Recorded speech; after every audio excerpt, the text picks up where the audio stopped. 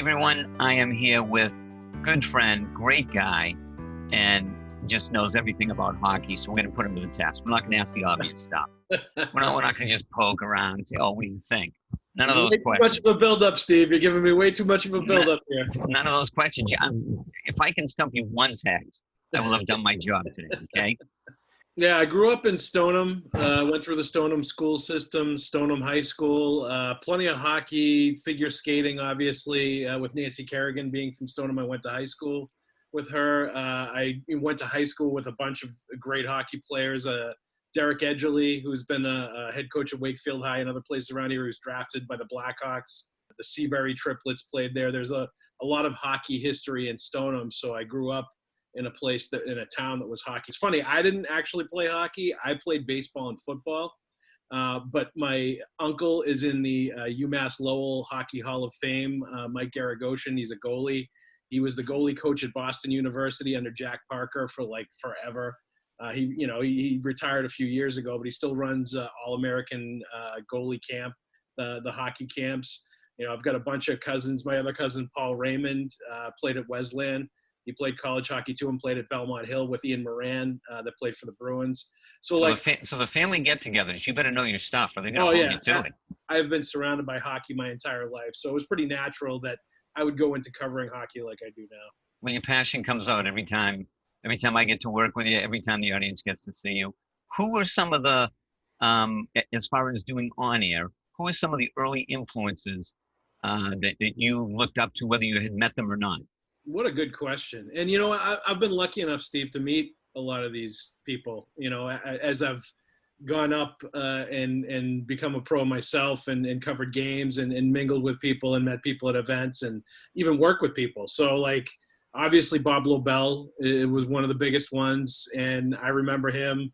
And I was lucky enough to do like sports radio with him, do events with him, get to know him. He's a generous, great person, and just as fun when you talk to him in person. And he has that aura around him, when you do meet him. Bob Newmeyer, a guy I got to work with at Comcast Sportsnet New England and NBC Sports Boston. I was never really into the broadcasting part of it. And, being on TV or being on the radio, I'm a writer. My writing background was where it was at, and it was more about like great sports writers. Growing up here, Bob Ryan, Peter Gammons, Dan Shaughnessy, pretty much everybody that worked at the Globe, Kevin Paul DuPont.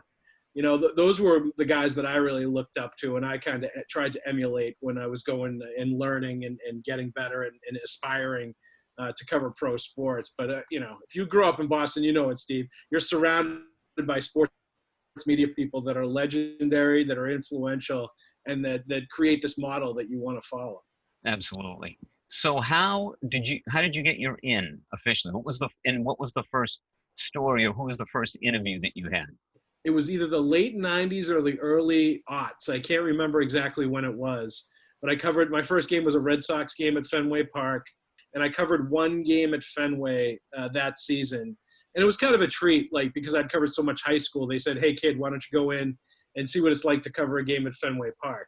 So starting in 2003, I was at every Red Sox home game in the summertime, and I covered some road games, and I was at every Bruins game in 2003-04, which was Patrice Bergeron's rookie season, and I've been covering the Boston Bruins ever since. So, once you get your foot in the door at the big league level and you get to know people, it's about building relationships. It was about getting to know people. It was about people respecting the work that you do, seeing the questions that you ask, seeing the way you conduct yourself. I was one of those people that had to really kind of work my way and find my own pathway to get to where I am now. And I know a lot of people along the way that have done the same thing. But the last couple decades since you've gotten in Boston, in New England, it has been very exciting across all the boards. And I'll bet you that the other teams feed off the success of the other teams as well, because they're like, hey, we don't want to be left out of this. Well, Steve, I picked the perfect time to start doing this. Like I told you, I started covering the Red Sox in 2003, right? So I got to cover the 2004 World Series. I got to cover the 2007 World Series, both of the ones the Red Sox. Covering the 2011 Stanley Cup win for the Bruins, and we just had the 9-year anniversary of it.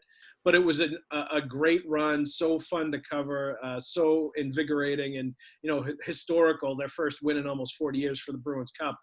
and they were great players too. And I developed a lot of relationships with them where it was, fun to cover that team day in and day out. A lot of characters and personalities on that team. But I will tell you, as great as that was, as memorable as that was, there will never be anything like 2003, 2004 with the Red Sox.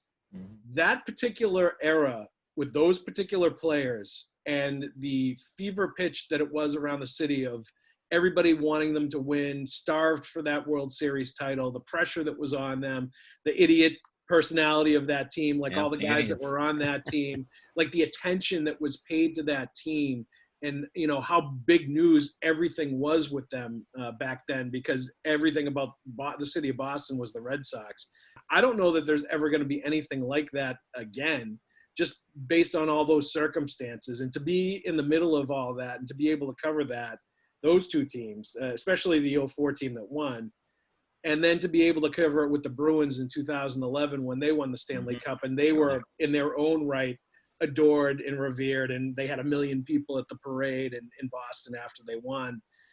To be a part of those particular championships where I was there every day and to be able to watch them, I consider myself extremely lucky and privileged. And I just think I had great timing.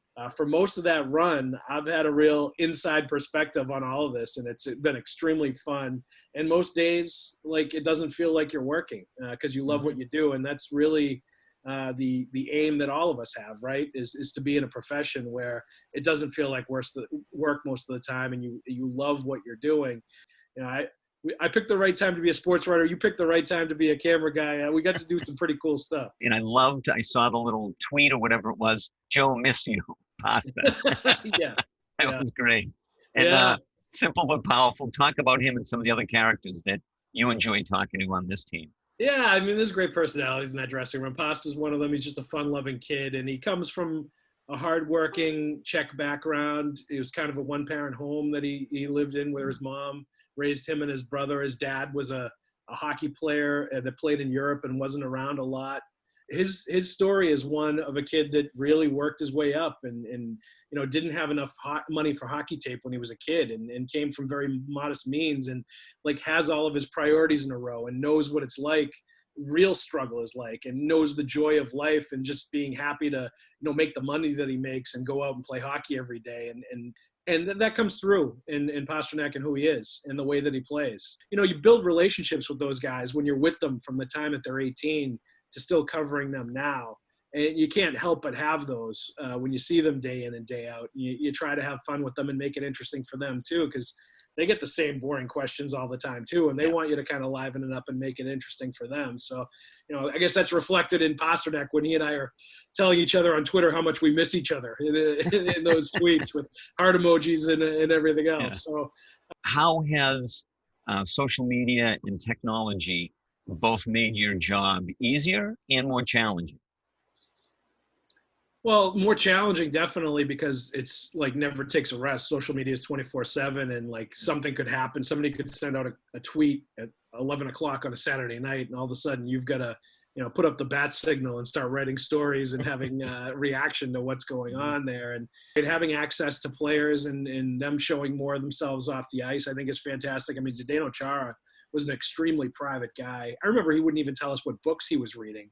But to now, like showing some of his workouts that he does on social media, sharing his thoughts on his Instagram account, I think he's a must follow on Instagram because he's such an interesting guy. All the languages that he speaks, all the interests that he has, aside from the, insane workouts that he puts himself through, and, his dedication to conditioning and working out and all the interesting things he brings to the table there. But just what he has to say, he's a thoughtful guy. That's right. Thank you so much for the time. You're the best. Great working with you and hanging with you. And thanks for chatting. Thanks, Steve. Take it easy, bud. You too. Take care.